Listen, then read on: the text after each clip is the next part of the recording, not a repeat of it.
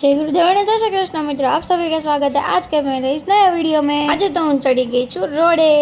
पहले तो हवे गाड़ी शरू करी अने आपणे निकली पड़वानुं छे अने चलो पहोंची गई छूं।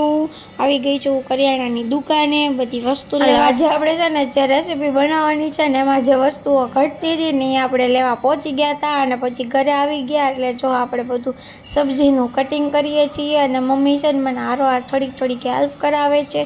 હું શું બનાવું છું એ તમને ખબર છે? નોત ખબર હોય ને હું બનાવું છું ફ્રેન્કી। તો જો આપણે બટાટા બાફી લીધા છે, બધું સબ્જી કટિંગ કરી નાખ્યું છે, કોબી, ગાજર, લીલા મરચાં અને ડુંગળી મેં અલગ રાખી છે કેમ કે સ્મેલ ન બેસી જાય ને એટલે।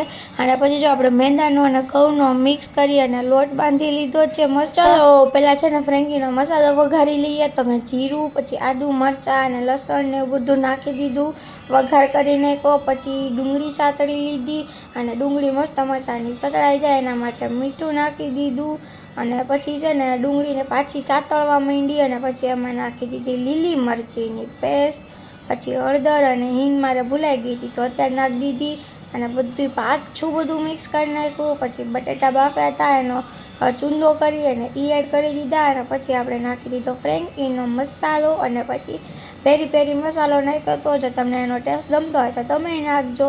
પછી લીંબુ નાખ્યું અને શુગર નાખી, બધો ટેસ્ટ બેલેન્સ થઈ જાય એટલે।